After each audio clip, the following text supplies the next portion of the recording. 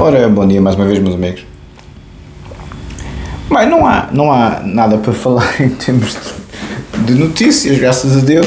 Vamos para a matéria, que é isso que eu gosto.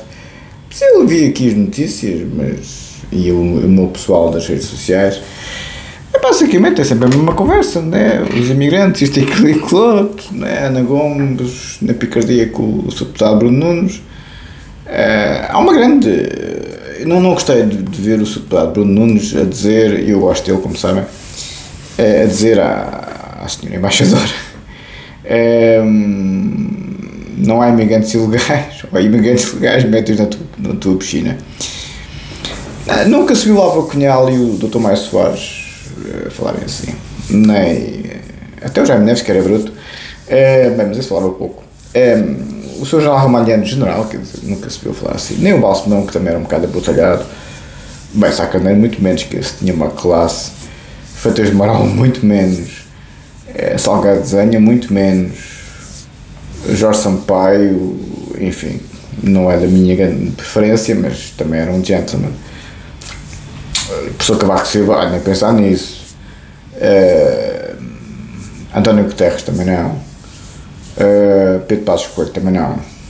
José Sócrates sim, José Sócrates, mas José Sócrates é o que a gente sabe, não é? Eu noto, porque nas redes sociais, que é aquele pessoal dos TikToks encabeçados a perseguir as pessoas, com as câmaras, isto, aquilo, aquilo outro. Estão a ver? A liberdade, a Constituição, sim, sabemos disso. As pessoas hoje em dia, devido às redes sociais, que são as polícias políticas dos dias de hoje, não tenham dúvidas, hein? As redes sociais são as polícias políticas dos dias de hoje, disfarçadas nas democracias. Pois está bem. É pior ainda, porque as pessoas estão encabeçadas, como os maluquinhos nos TikToks, a filmar as pessoas e sempre a azucrinar a polícia, sempre a azucrinar as pessoas que estão a trabalhar, porque têm a liberdade disto e aquilo e aquilo outro que a Constituição americana, esse pasquim, determina. Está bem. Eu já vos disse várias vezes que o direito anglo-americano é muito fraco. Estão sempre a pedir batatinhas ao direito romano-germânico. Sempre. Porque é jurisprudencial, estão a ver. É um governo de juízes do ponto de vista jurídico, quer dizer, são os juízes que mandam, não é a lei normativa. O sistema, o direito constitucional é profundamente bizarro, porque a lei é feita fundamentalmente através da jurisprudência, do case law. Por isso é que os tribunais norte-americanos eles sempre aceitarem os casos jurisprudenciais, porque é o precedente, é o direito do precedente. Quer dizer, é uma jurisprudência obrigatória a esteroides, estão a ver? Nós temos alguma jurisprudência obrigatória, mas, oi Jesus, o registro anglo-americano, Nossa Senhora, anglófono em geral, o sistema de justiça norte-americano não é bom, nem o inglês, nem os países de língua anglófona. Mas tem prisão perpétua, pena de morte, por isso mesmo, exatamente, ou seja, aliás, o Conselho Lema de Ribeiro fartou-se de dar o toque, sendo ele mestre e doutor numa universidade americana, não quer dizer, a melhor do mundo, aliás, Harvard, conhece bem o sistema anglófono. As redes sociais é o oposto disto, estão a ver? As redes sociais e o pessoal que produz conteúdos, no qual eu me incluo, infelizmente, não sei onde é que tinha a minha cabeça, que é sair do Olimpo, como diz o Dr. David, bolas, está bem, está, enfim, a classe política hoje em dia é um espelho das redes sociais, uma grande agressividade, um discurso de ódio que acaba muito mal sempre, muito mal, as pessoas só não conhecer o crime, e a doença mental é sempre, como diz o Kernberg, o ódio estruturante do ego. À vontade, boa sorte. Mas nenhum dos políticos, até o Hotel, que era aquela figura que a gente conhece, tinha algum cuidado na linguagem. O Hotel tinha cuidado na linguagem, tinha. Não era o brutamontes que a gente vê nos dias de hoje, nas redes sociais e no resto. Não era. Ou seja, o Hotel era um terrorista e um criminoso e um homicida, como a gente sabe, não é? E não é dito por mim. É obviamente o que foi provado no tribunal. Mas o que eu fico verdadeiramente horrorizado é com o facto de que as redes sociais, que são as fábricas dos políticos dos dias de hoje, não augura nada de bom, mas pronto, porque lá está, não é a paideia, se entendem, é medeia, se é que me faço entender. Eu sei que os senhores são um bocado estúpidos, peço imensa desculpa, não posso falar assim. São pessoas muito inteligentes, não estou a falar nunca para os apoiantes, obviamente. Estou a falar para as pessoas que cada vez são menos subscritoras, graças a Deus. Isto é Pitágoras, o meu canal é Pitágoras, o meu canal é Heraclito, o meu canal é Peripatéticos de Aristóteles. O meu canal é uma tertúlia para os intelectuais. Quem não é intelectual normalmente não fica aqui muito tempo, ou quem não gosta de aprender. Não precisa de ser doutorado, não precisa de ser licenciado, mas quem não gosta de aprender, quem não dá para a escola, não dá para o meu canal. Não dou para a escola, vai para o caralho. Não se pode falar assim, peço imensa desculpa. Quem é burro, não dá para o meu canal. Podem ir para o canal que conhecem. Mas para concluir, este pequena parte, eu vejo com muitos maus olhos esta dinâmica muito peculiar de insultos gratuitos, de agressividade gratuita, de ódio gratuito, que acaba muito mal se usam com a pessoa errada, vos garanto, já dei vários exemplos, e a história sempre foi assim. E depois é uma questão se são um país, se são uma pessoa individual. Um país pode declarar guerra e inconformidade em termos de direito internacional público, matar e ferir pessoas? Pode. Só o país é que tem essa legitimidade do ponto de vista jurídico-penal e jurídico-constitucional.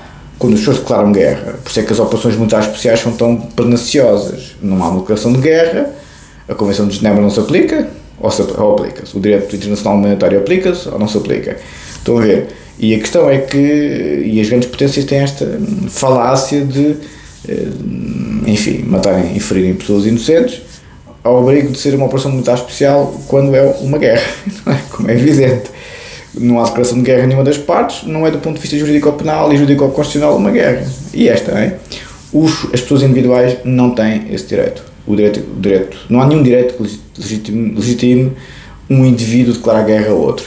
Eu já o fiz, como sabem, não é? E as pessoas fazem isso com quem não devem, mas o direito não se aplica a indivíduos em termos de conflitos armados. Só os países é que podem fazê-lo. A guerra é ilícita? Não é. A guerra não. Se há guerras justas, há guerras justas. E é um conceito da ciência política muito complexo. A Inglaterra fez muito bem de declarar guerra contra os alemães, do Sr. Adolfo, senão o mundo tinha acabado, vos garanto. E muito bem os franceses a acompanhar, e depois mais tarde os americanos e os russos, soviéticos na altura. Sim, ou foi uma guerra justa, foi sim senhora, foi. Ganhou bem, como sempre, como sempre, graças a Deus. Mas é isto que eu tenho a dizer, é muito triste uma política um pouco peculiar, porque eu gosto do pessoal do Chega. O Conatos disse-me, foi à Assembleia, diz que o pessoal do Chega é muito agressivo, eram os mais mal educados na Assembleia. É possível, Conatos, é possível, concordo consigo, acabaram de chegar, estão cheios de ar. A Assembleia, eu estive lá muitas vezes, sei como é que é, aquilo é muito pequenino, como sabe, o hemiciclo é muito pequenino, é como o Vaticano, parece que é grande, mas quando a gente lá vai ver que aquilo é muito pequenino, eles estão quase todos em cima uns dos outros. O pessoal contra o Chega é muito agressivo, o pessoal do Bloco de Esquerda principalmente, a psiquiatria em cada sítio, os comunas não, já são uns gentlemen, aqueles velhinhos, mais a rapariga. Dir-me-ão, o comuna é muito mais político, porque o comuna dirigente é sempre um intelectual. O Lenin era um melómano. O melómano é aquele que é especialista na música clássica, é, digamos, um entusiasta da música clássica. O Lenin era um melómano. A minha Maria, como sabem, eu sou uma besta, como tal, paguei-lhe uma viagem à Europa, coitadinha, com esta coisa toda que lhe aconteceu, não é? Diretamente contra ela, não só contra mim, mas também contra a minha mãe, como sabem. Enfim, diz tudo acerca da honorabilidade de algumas pessoas. E ela esteve em Viena da Áustria. E então disse lá um tipo de um restaurante, que era o café, que era o café Schopenhauer, que eu era psicanalista, o cavaleiro andante dela era psicanalista. O homem parece que é empregado de mesa. Ela estava a pedir porque era o café Schopenhauer, depois o pequeno almoço era Platão, o almoço era Freud, a ceia era Schopenhauer, outra refeição era Nietzsche, ou seja, tinha os nomes dos filósofos todos, inclusive Freud, como é evidente, por causa que era Viena da Áustria, né? O Freud em Viena da Áustria é uma espécie de Deus vivo. E quando ela disse ao homem que eu era psicanalista, um empregado de mesa, o homem ficou literalmente azul.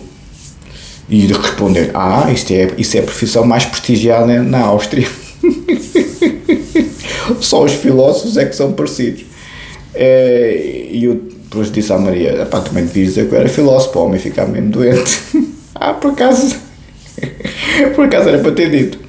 Ela ficou desvanecida com um empregado de mesa num cafezinho num dos países mais desenvolvidos do mundo, que é a Áustria. Diz-me, o Sr. Adolfo era da Áustria. Era, mas também o Sigmund Freud, o Einstein e a Companhia Limitada. E o Wittgenstein. O Círculo de Viena foi, concomitantemente com a Escola de Frankfurt, a maior produção intelectual que alguma vez existiu na história da humanidade, só comparativamente com os peripatéticos do Aristóteles e a paideia que saiu dali. Vocês estão a ver? A não ser, são sempre os mesmos, não é? Mas eu por acaso comecei a brincadeira com ela.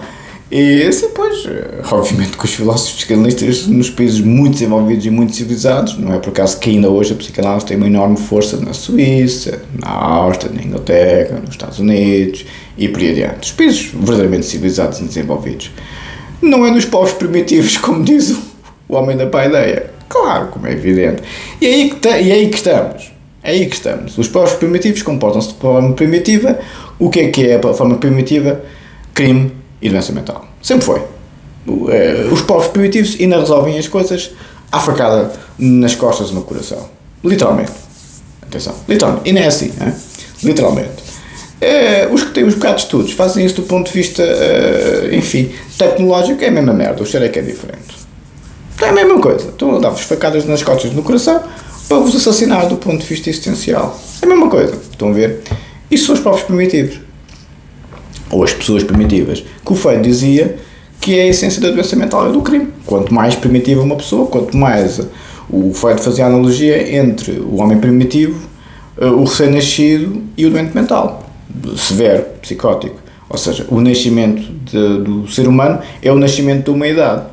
Ou seja, por isso é que Aristóteles e a Companhia Limitada são tão impressionantes e o pessoal da paideia, porque como é que há 2500 anos estas pessoas eram muito mais civilizadas que nós, nos dias de hoje. O engenheiro Zé Luís teve toda a razão a dizer isso na live. Nós sabemos mais hoje, mas percebemos menos. É verdade. O Aristóteles foi realmente aquele meio também foi um período pequeno, mas a Grécia Antiga, em que produziu o maior general de todos os tempos, que foi o Alexandre o Grande, o maior cosmopolita de todos os tempos, ele era e era inclusive lá com o Hefástos, ele casou-se com uma bárbara, casou-se com uma rapariga que a corte ficou horrorizada porque não era uma nobre, casou-se com uma plebeia naquele tempo de outra cultura. Era se o presidente norte-americano se casasse com uma rapariga do Burkina Faso nos dias de hoje. Estão a ver? E o pessoal, bolas, que ele se casa com as boas zonas top models, a gente percebe, não é? Mas o Alexandre o Grande foi buscar uma rapariga normal, de uma tribo, literalmente, para unir as culturas. O verdadeiro cosmopolita, o verdadeiro multicultural foi o Alexandre o Grande. E foi o maior general de sempre. Nunca foi derrotado, o Alexandre o Grande. Nunca. Foi 14 anos de discípulo do Aristóteles. Não é por acaso. Entendem? Dir-me-ão, a humanidade entrou em degenerescência depois da Grécia Antiga. Entrou. O Schelling tem razão.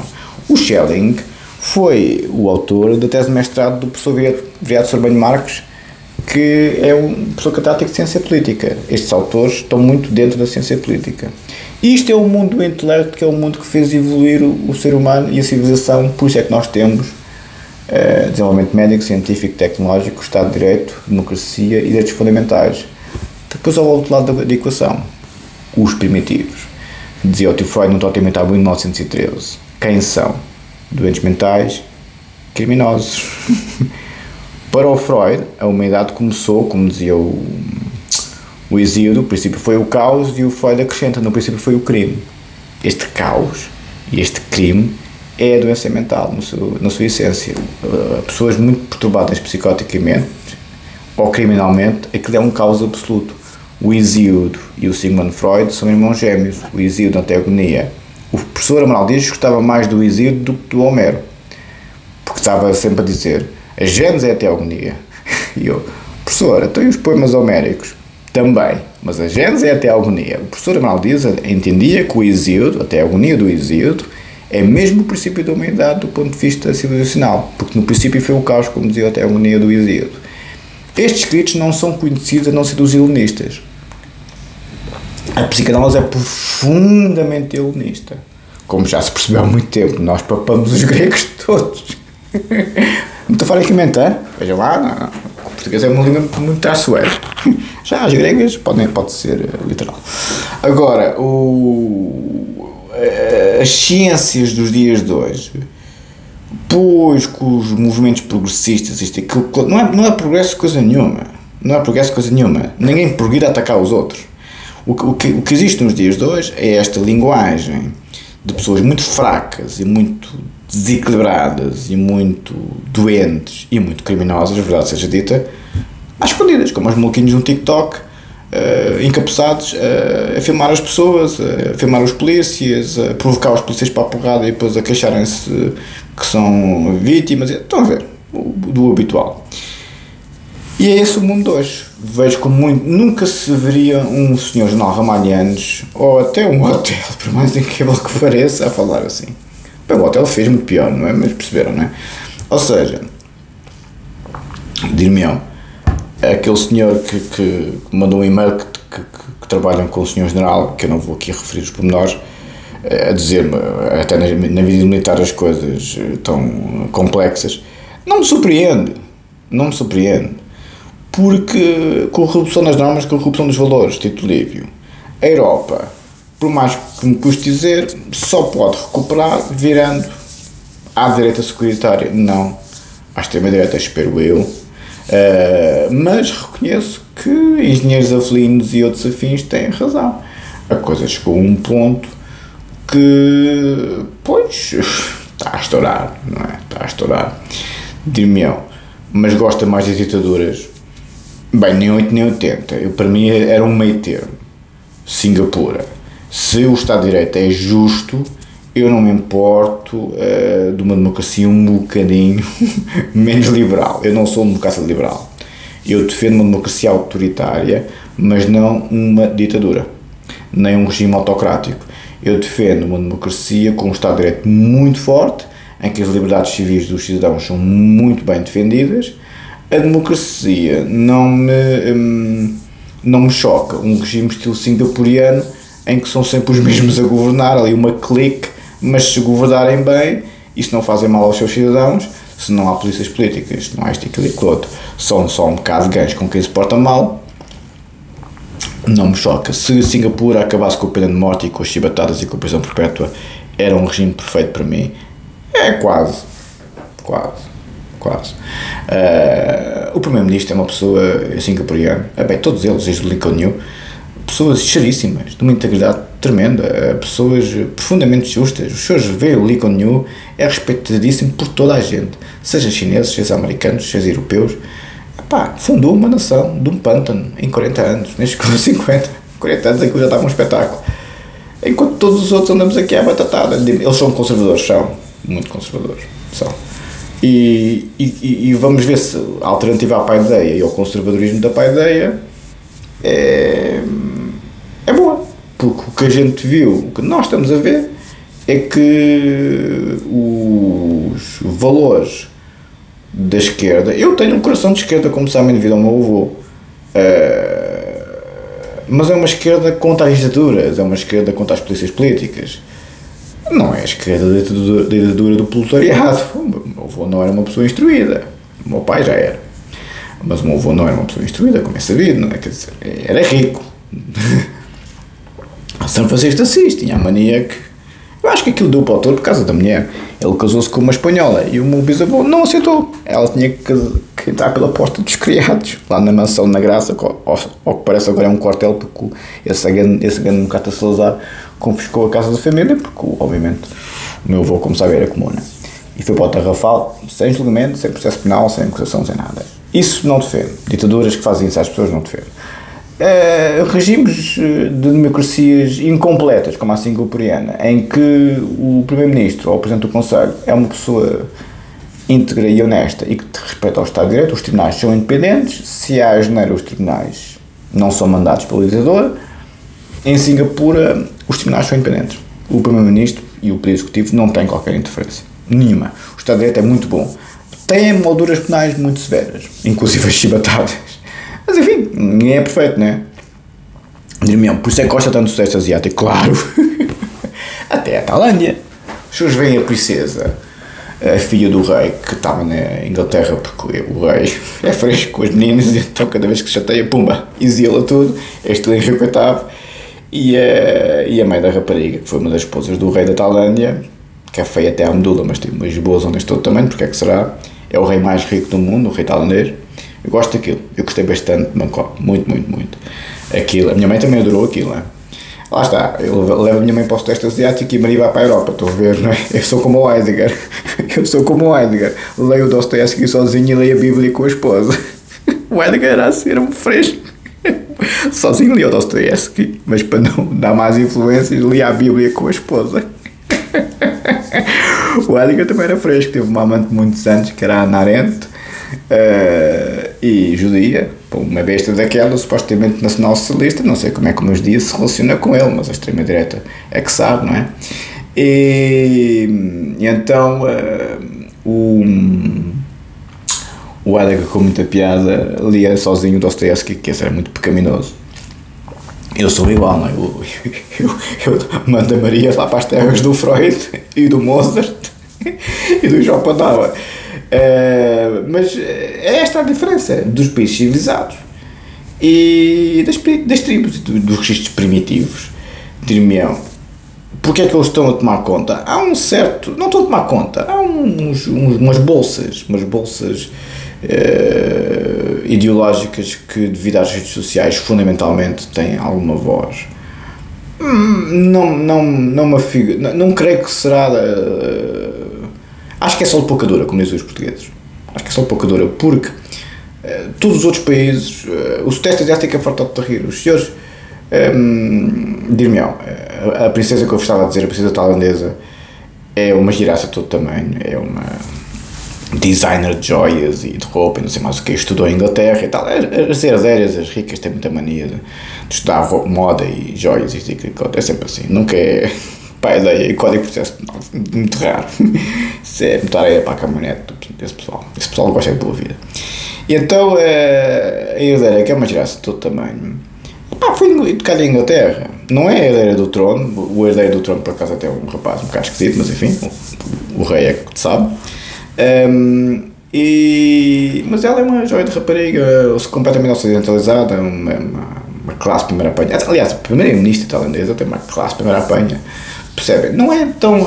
os países aparentemente ditatoriais, a lei de lesa majestade na Tailândia é muito dura. Se os senhores dizem o que é que seja da família real, está tudo estragado. O outro fez um post no Facebook, 35 anos de cadeia, não é? Falou mal do rei, pois eles aí são draconianos. É uma monarquia absoluta, como é evidente. É um bocado ridículo aqueles rituais de estar tudo de joelhos com o homem, mas pronto, também é a vida, não é? E o homem é um bocado xoxinho, porque mandou vir a miúda da Inglaterra, porque um monge budista lhe disse, até tem estado a ver, porque o meu TikTok vai buscar coisas, porque eu estive na Tailândia, né? Vai buscar coisas, faz o algoritmo, e eu estou a ver os momentos onde eu estive com a minha mãe, o rei lá a fazer as coisas dele, eu disse, olha, estou a reconhecer isto e a reconhecer aquilo, a Tailândia é lindíssima. E o Sudeste Asiático em geral é um espetáculo porque, além de ser muito quente, as garotas são umas bacanas e, como dizia o meu professor de antropologia filosófica, parece que o Rafiki conheceu, o Nuno Ferro, sabe-se quem é que manda. Nas democracias liberais não se sabe quem é que manda. É um exagero o rei da Tailândia, isso é demais. Mas um primeiro-ministro singapuriano já me parece decente, entendem? Singapura é um excelente exemplo para o Ocidente. As monarquias absolutas não. Epá, isso é demais, aquilo é medieval. Se bem que se o rei da Tailândia governa melhor a Tailândia que nós na Europa, provavelmente os senhores vão à Tailândia para Nova Iorque. É uma coisa impressionante e um desenvolvimento espetacular. Espetacular. Não é um país atrasado. Bangkok não é uma cidade atrasada, é uma cidade ao nível das cidades mais desenvolvidas do mundo. Não é como Singapura, mas não há nada como Singapura ainda na Terra, no planeta Terra, do que eu julgo saber. Vamos para a matéria. Não tinha nada para dizer, mas afinal até tinha alguma coisa para dizer. Vamos para a matéria. É um mundo que temos. Pronto, os senhores é que sabem da vossa vida. Se querem continuar com esse discurso, à vontade. Eu não dou peso peditório. O meu mundo é este. É o Van Damme lá no Bloodsport.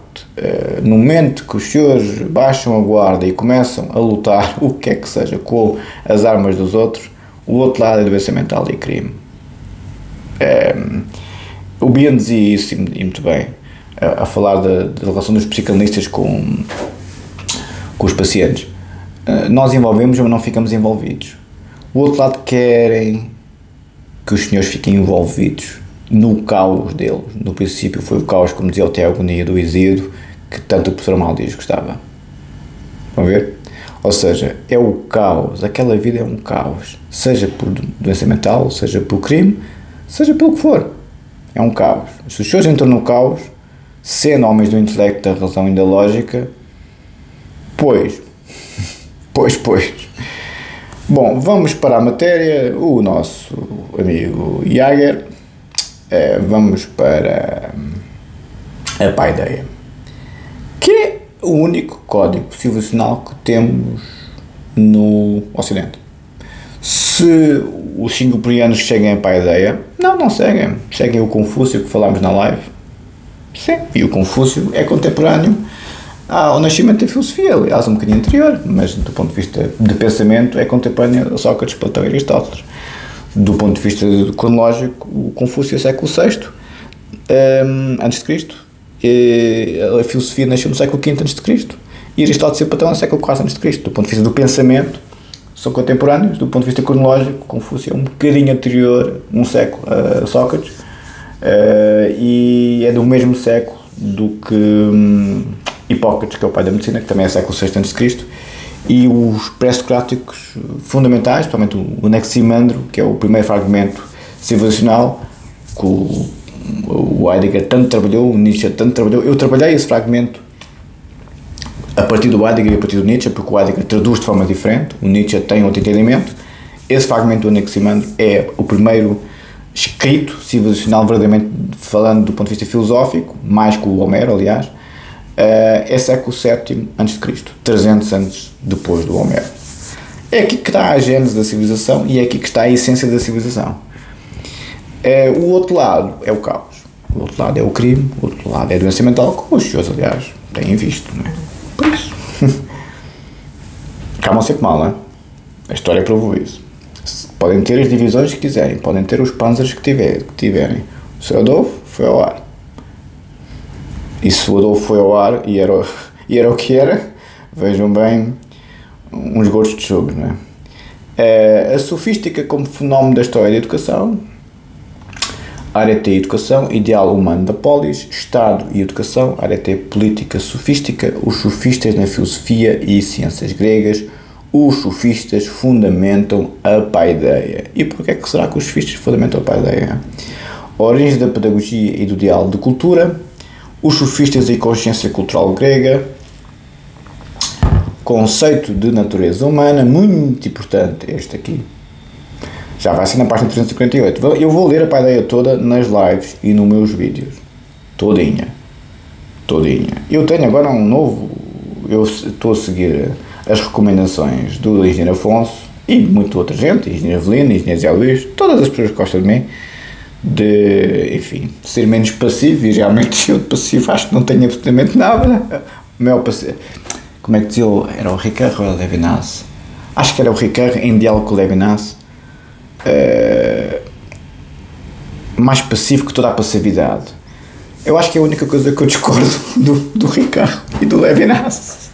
O Levinas acrescentou ética ao Heidegger. O Heidegger não tinha grande ética, é verdade seja dita, do ponto de vista filosófico.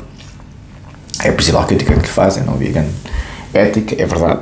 O Levinas acrescentou, e o Ricardo, como sabem, é um homem da filosofia hermenêutica que, tal como os gregos, interpreta como ninguém, é um hermeneuta, né? Interpreta como ninguém o texto filosófico. Os hermeneutas são os intérpretes do texto filosófico. Os filólogos também, tal como o Jager e o Nietzsche, mas o filósofo, então com formação filológica, o Ricardo não tinha formação filológica, filologia, não é filosofia, é a interpretação do texto filosófico. A exegese, a hermenêutica, claro. A exegese, a interpretação do texto bíblico. Se eu estivesse aqui aos berros a dizer isto e aquilo e aquilo outro, tinha 5.000 visualizações. Como estamos a falar disto, tenho 500. E se tiver muita sorte, é isto que é o povo. É isto que são as redes sociais. Se é sangue, se é caos, se é crime, se é isto, é isso que eles gostam. Casa dos Segredos e Big Brother. É isto que eles gostam. Pois os senhores culpabilizam os políticos quando o povo está sempre nisto. O povo quer é pão e circo. O povo quer os gladiadores a lutarem até à morte. Agora pegarem numa espada e terem os tomates para ir lá para baixo não vão. Estão a ver? Isto é o povo desde o início. São os gordos de chucos que querem comer, beber e fornicar, mas para terem os tomates num sítio com um gladiador que vai lá abaixo com a espada e está a confrontar o outro gladiador, como disse o Microcopo uma vez com muita piada e com muita razão, e o outro empreendedor ficou todo comido. O Microcopo, como sabem, é um dos maiores expoentes do UFC, do MMA, do Pride, ponham lá tudo junto. Foi o único que conseguiu, de certa forma, nivelar com o Emelianenko, aliás, muito amigos dos dois, a combater sempre com grande respeito os dois. O Emelianenko ajudava o Microcopo, outras tropas especiais, é bom ter, porque o pessoal das tropas especiais é muito bom. E o Microcopo, até quando caía de lá tanta petaria do Emelianenko, que ao que parece o meu instrutor de kickboxing conhece pessoalmente, né, Luís? Acho que, não sei onde, na Tailândia talvez, o Luís vai muito à Tailândia por causa do Muay Thai e do kickboxing. Acho que o Emelianenko conheceu não sei onde, né, disse, o Luís acho que disse, não foi assim, Luís, prazer em conhecê-lo, e o Emelianenko disse ao Luís Rosu, a honra é minha. Pá, numa cortesia, os lutadores são muito educados uns com os outros. Sabem porquê? É o que diz o Peterson. Os homens têm sempre muito cuidado da forma como debatem uns com os outros, porque têm receio da agressão física. As redes sociais tiram isso. Pois, as redes sociais não é o Coliseu Romano. As redes sociais é o hospital psiquiátrico, que estão os maluquinhos a gritar nas celas alcochoadas cá para fora. É só isso. Boa sorte. E nesse aspecto, o Mikko Krokop ficou muito ofendido com o apresentador. Ele é croata, é das tropas especiais da polícia, uma espécie de corpo de intervenção, um goi tudo misturado. E o Minotauro, que por acaso tem umas orelhas um bocado grandes, é verdade. Pronto, é a vida. O Minotauro é um rapaz, uma joia de rapaz, aliás. Uma máquina de combate brasileiro, um dos grandes do Brasil em termos de combate, UFC, MMA, essa coisa toda. O outro gozou com as orelhas do Minotauro. O Rodrigo Minotauro chama-se ele. E o Microcopo ficou muito ofendido disso. Mas estás a gozar com ele, um lutador profissional que arrisca a vida como se fosse um gladiador romano, estás a gozar com as orelhas dele. Gostava que dissesse isso à frente dele e fosse lá para o ringue com ele. O outro não sabia onde é que sabia de meter, o apresentador de televisão. Não estou a brincar, pois não se brinca com estas coisas, estes homens arriscam a vida. Eu ganhei-lhe, e ele, o Microcopo, sempre ganhou os combates com o Minotauro, mas tenho um grande respeito por ele, como é evidente. É essa a diferença entre os lutadores e os maluquinhos aos berros, nas celas alcochoadas, aos hospitais psiquiátricos, né? A fazer mal aos outros, até ficarem para sempre numa cela alcochoada, ou num cemitério, ou numa coisa qualquer, não é? Como o outro, não é? Ficou-se a cabeça. O que é que as pessoas fazem aos outros para depois os outros reagirem daquela maneira, não é? É o ser humano desde a sua essência. O princípio foi o caos, No princípio foi o crime. Se as pessoas regridem até ao final dos tempos, vos garanto que acaba sempre no caos e no crime. Sempre assim. Bem, dizem os intelectuais, mas o que é que a gente percebe disto, não é? Por isso, vamos para a matéria. Aqui um detour. Mas o Crocop, um gentleman. Oh, Luís Rosu, conhece o Crocop? Não. Tu conheces a meia, nem conheces toda a gente. Eu, quando esteve em Portugal, ia para a noite com o Luís Rosu, o meu instrutor de kickboxing, como sabem, e conheci os seguranças todos, e vinham todos ter com ele. Ele deu instrução a eles todos, não é? Inclusive ao pessoal da pesada, né, Luís? Bons tempos, não é? Eu só gosto de lutadores e de intelectuais. É a minha gente. Aliás, são os únicos que eu ainda mantenho laços no estrangeiro, como sabem. No meu próprio país e noutros países. Esta é a ideia. Eu só defendo a ARET, que é a excelência. A excelência física e a excelência intelectual. São os valores da paideia. Estamos errados, à vontade. Gostava de saber quais são os valores alternativos. Gostava de saber quais são os valores alternativos. Os do Bloco de Esquerda, os do Partido Comunista. Qual é o povo com valores que os seus querem? O do Carl Schmitt, o do Karl Marx? E é que está a questão. Porque é que o Gonçalo Almeida Ribeiro parece que está a ler a paideia quando está a falar? São estes valores? O homem é homem de direita? Quer dizer, se a esquerda está errada, não, a esquerda tem coisas boas. Só que para governar o país não dá, como já se viu. Singapura é de direita, claro. As monarquias absolutas são de direita, como é evidente. As ditaduras são de direita, quase todas, tirando as malucas. A Coreia do Norte é de esquerda, vê-se. Onde é que chegam? A única ditadura de esquerda que está a funcionar é a China. Porque foi buscar o Carl Schmitt, o filósofo direito do senhor Adolfo Raspe Razidan, quando ele verdadeiramente torna-se presidente do Raspe, logo a seguir ao Hindenburg ter falecido. E quando tu coloca a ditadura, como é evidente, não é? Porque as noites das facas longas, em que ele aniquila por completo a sua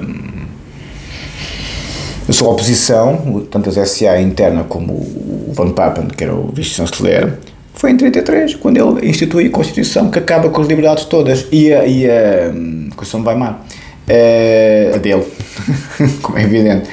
Ele, foi um decreto, de certa forma, não foi a Constituição qualquer coisa, mas enfim, aquilo, com o incêndio de Reichstag, os comunas foram culpabilizados, não é? Foi apanhado um coitado, e ele responsabilizou os comunas e então conseguiu convencer o vice-chanceler, o Otto von Papen, a convencer o Hindenburg a escrever um decreto para suspender as liberdades civis dos alemães. E os alemães concordaram. O Hindenburg também concordou. Começou a ditadura do Sr. Adolfo em 1933, quando o pessoal diz a Constituição de Weimar. Mas aquilo é um texto constitucional aonde? Está bem, está. Parece dos americanos, mas enfim, eu gosto muito dos americanos, mas não tenho nada a ensinar-os do ponto de vista jurídico-constitucional, não é? Nada. Aliás, os americanos, as elites americanas são profundamente, os senhores vão ver os americanos sempre a citar os filósofos franceses, alemães, ingleses, isto e aquilo, claro. Sempre. Coisa impressionante, é?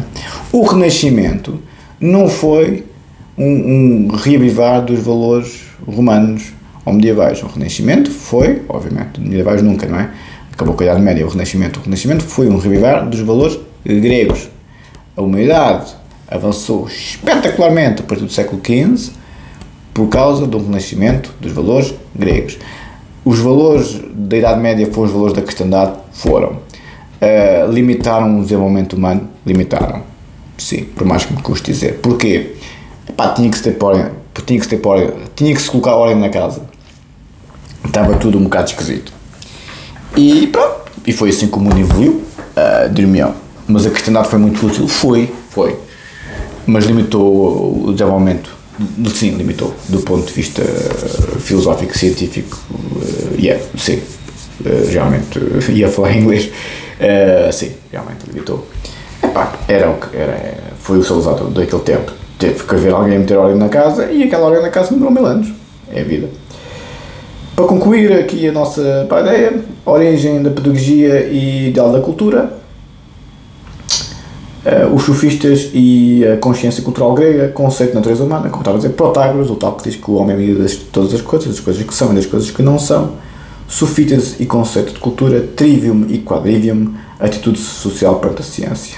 Eu já tinha lido isto, gosto tanto disto, para repetir. A crise do Estado e a educação, a oposição entre natureza e lei, a lei do mais forte, Calicles, já tinha ficado aqui, conceito de natureza humana e cosmopolitismo, relativização da lei. Vamos para o Código Penal.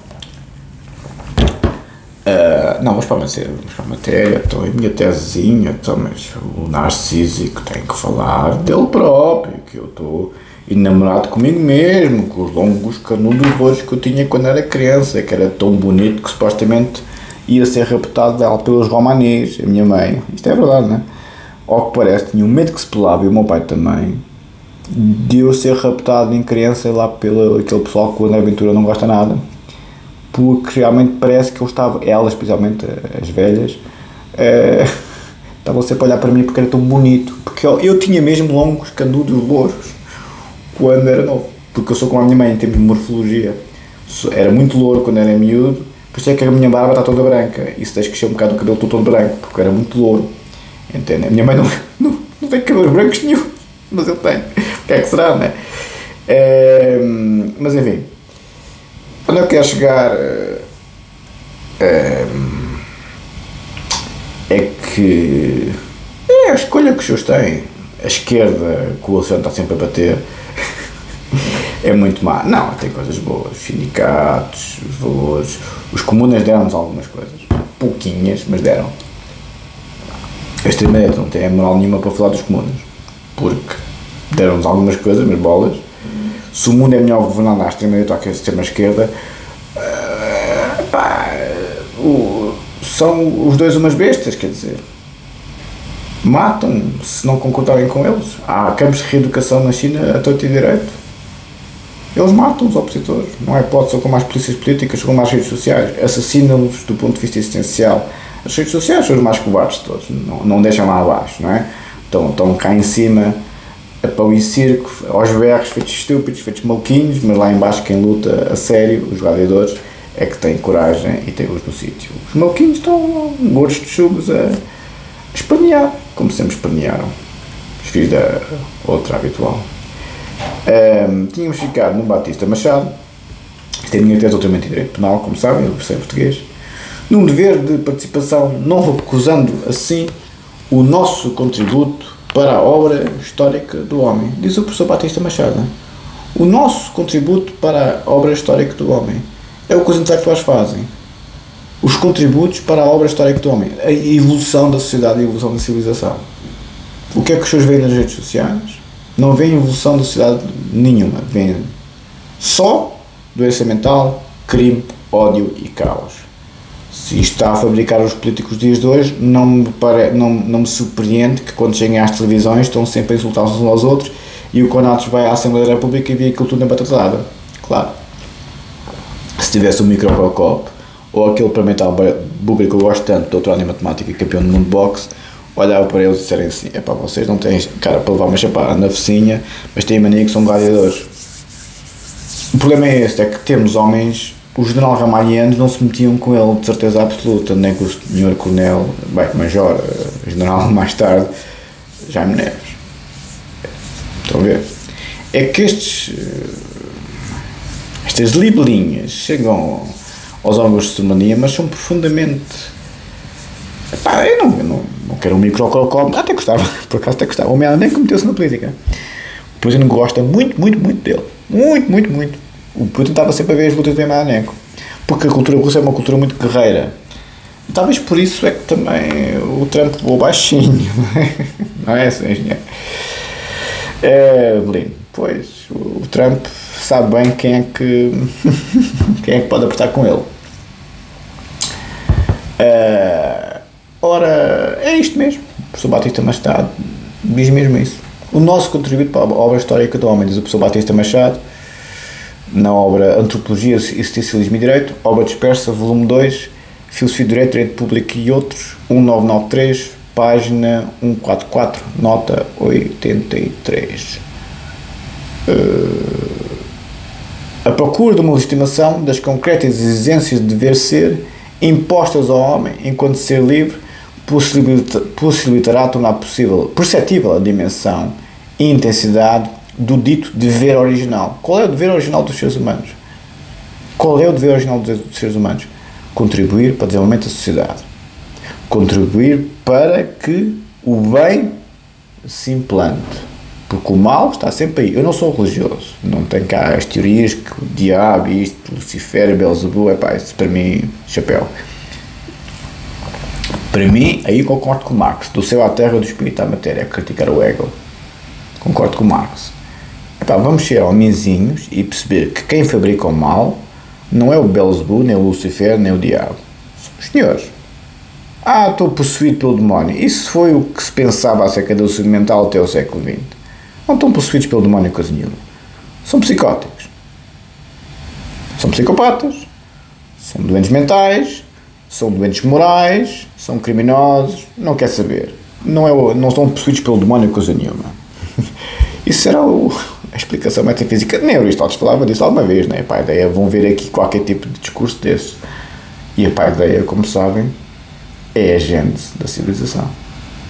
E o Renascimento foi a paideia. O que não se desenvolveu no Renascimento. E o maior expoente do Renascimento, quem foi? Immanuel Kant. Mas também o Descartes, também o Pascal, também o Leibniz, também o Newton, também o Malebranche, também o Condillac, também o Voltaire. Entendem? Se bem que menos o Voltaire foi um bocadinho para o outro lado, mas também se reclamava dos valores helénicos, o Voltaire. Foi um bocadinho para o outro lado, não é? Desvirtuou um bocadinho a paideia. O Rousseau também se reclamava dos ideais da paideia, dos ideais gregos, mas foi um bocadinho para o outro lado. Pouquinho. O Rousseau e o Voltaire não concordariam com o comunismo. O Rousseau e o Voltaire concordariam com o quê? Com o PSD. Não com o comunismo, nem com o socialismo à la Costa e à la Sócrates. Nem pensar nisso. Ou seja, o pensamento de esquerda tem coisas boas desde que seja filtrado. É como a extrema-direita e como a direita securitária, de certa forma. Para concluir, a procura de uma legitimação do dito dever original para cada exigência da conformação essencial do comportamento. E por aqui fico, porque já o vídeo está muito longo e... não é? Vamos para o Código Penal. Eu, quando carrego o telemóvel, fico entusiasmado. Já chega. Vamos ler a introdução. A introdução é o decreto-lei, não é? Isto é a parte geral do Código Penal, a introdução, que é o decreto-lei de 482 de 23 de setembro, quando o Código Penal entrou em vigor. Isto é o decreto-lei original. E depois houve várias revisões, mas a grande reforma de 95 foi quando o professor Figueiredo Dias verdadeiramente reestruturou o Código Penal à imagem e semelhança dele. Tínhamos ficado no artigo 61 do Código Penal, como sabem, o número 1, que é a liberdade condicional. Com tal medida, o artigo 61, número 1, que é o tal da liberdade condicional, espera o Código fortalecer as esperanças de uma adequada reintegração social do internado, sobretudo daquele que sofreu um afastamento mais prolongado da coletividade. Tínhamos ficado aqui. Assim se compreende, por um lado, a fixação de mínimos de duração para o período de liberdade condicional, artigo 61, número 3, já falámos disso, e por outro, a obrigatoriedade da pronúncia dela, decorridos que sejam 5/6 da pena, nos casos de prisão superior a 6 anos. As molduras penais acima de 5, no mínimo 6 em números redondos, como diz aqui o professor Pinto Albuquerque, é muito diferente. Tudo o que tenha uma moldura penal acima de 5 anos é muito diferente de molduras penais inferiores a 5 anos. No meu caso, como sabem, os ilícitos mais graves têm molduras penais muito altas. Os ilícitos que foram cometidos contra mim, ou seja, são crimes muito severos, como sabem. Artigo 61, número 2, por outro lado, a imposição de certas obrigações na concessão de liberdade, artigo 62, com referência aos números 2 e 3 do artigo 54.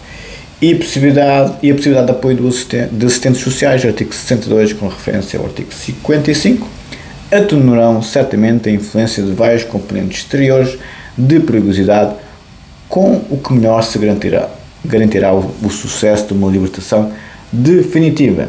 10. É, contudo, nas medidas não detentivas que se depositam as melhores esperanças. Isto é dito em 1982. Quem escreveu isto foi o professor Eduardo Correia, e isso pode-se ver nas atas das sessões da Comissão Revisora do Código Penal. Vou repetir, é contudo nas medidas não detentivas que se depositam as melhores esperanças. O Código Penal, desde o tempo do Salazar, está bem que não era o Salazar, nem a PIT, eram os académicos que tinham juízo, não é? Por isso é que eu nunca ataquei aqui o professor Cabedo Ferreira. Não tinha nada a ver com aqueles malucos da polícia política. Não tinha nada a ver com isso. O professor Cabedo Ferreira é um intelectual de primeira linha. Tinha era que fazer o que lhe era mandado, como é evidente, senão também ia preso, não é? Mas era um homem de bem. E o professor Eduardo Correia mais ainda, não é? Já naquele tempo, está bem que isto não podia ser plasmado, porque o Salazar não permitiria, provavelmente, na letra da lei. Mas aqui, depois, já em 82, não é? Está aqui escrito. Isto é feito no tempo de Salazar. O Código Penal foi feito em 63 a parte geral e em 66 a parte especial. Esta é a parte geral. 1963. Já havia juristas que sabiam perfeitamente que o regime tinha que acabar, como é evidente.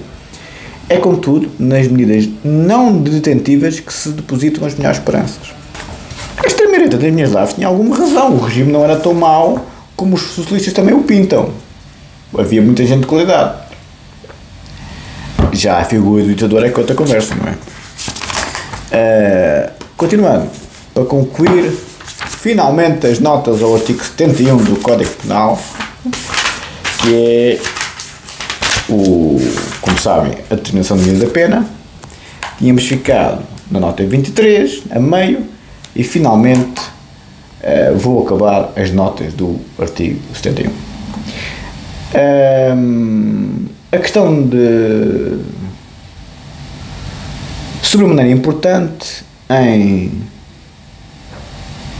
termos práticos só poderia ser resolvida com uma política criminal digna desse nome, de acordo com o qual o legislador democraticamente legitimado estabelecesse consoante a sua valorização das necessidades da sociedade portuguesa em cada momento histórico, critérios racionais de orientação da tarefa da fixação de pena.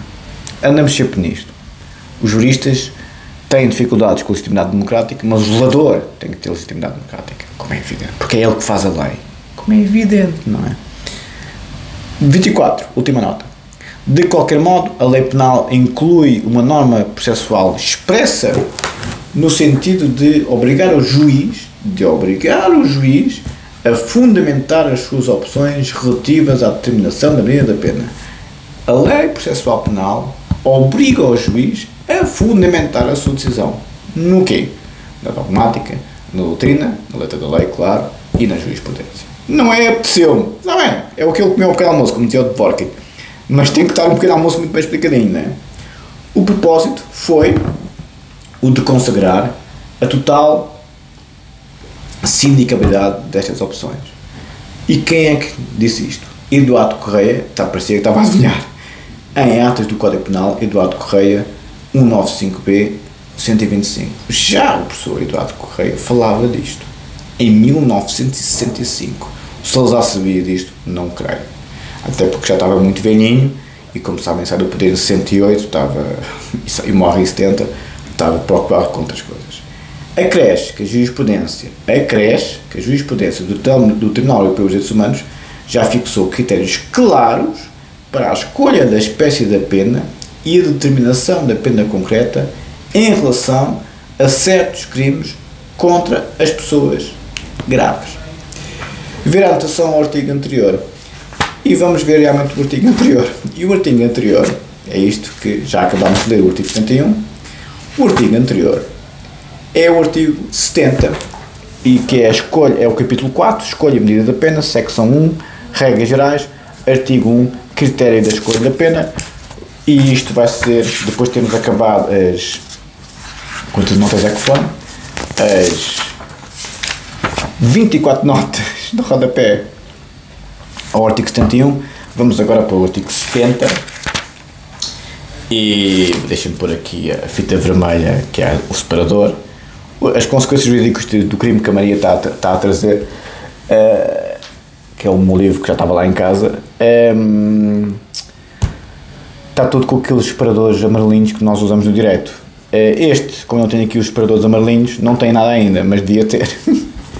Artigo 70, capítulo 4, escolha a medida da pena, regras gerais. Artigo 70, critério da escolha da pena. Se ao crime forem aplicáveis em alternativa pena privativa e pena não privativa de liberdade, o Tribunal dá preferência à segunda pena não privativa de liberdade, sempre que esta realizada de forma adequada e suficiente às finalidades de punição.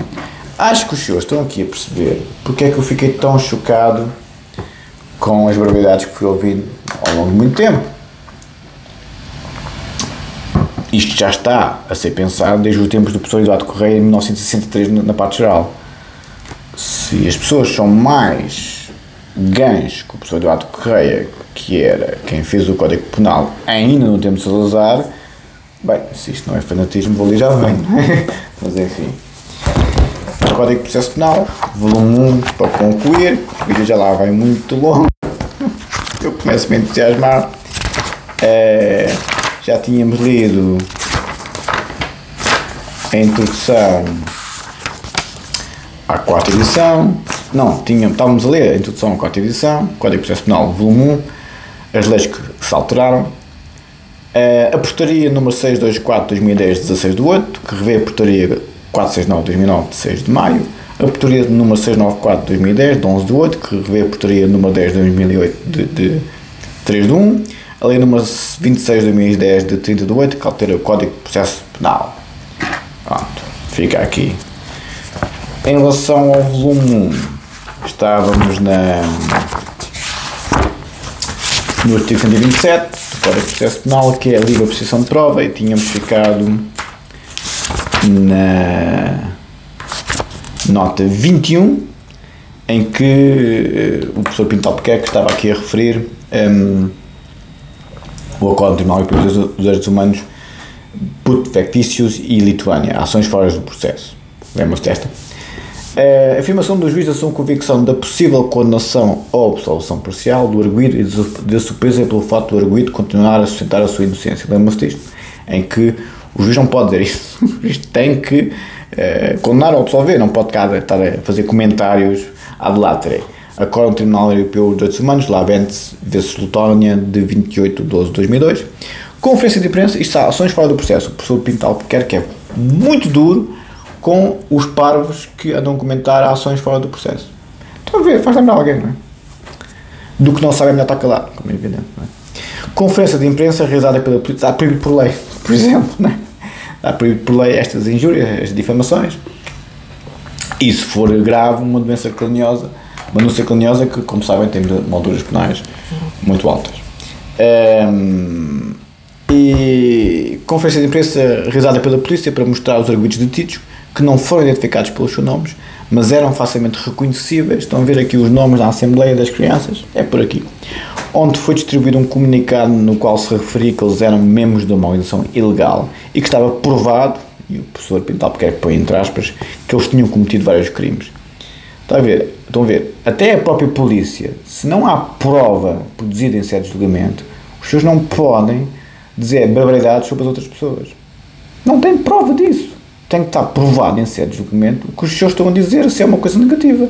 E se tiver consequências muito negativas, mais ainda. Nem a polícia pode fazer isso, nem o juiz pode fazer isso, nem os ministros podem fazer isso, como eu vos disse aqui nas outras notas. Se os senhores estão a ver o que é o pensamento jurídico-penal e o pensamento civilizacional da paideia, que está aqui plasmado no Código Penal, aliás, e no Código de Processo Penal, e o outro lado. É só para as pessoas verem, não é?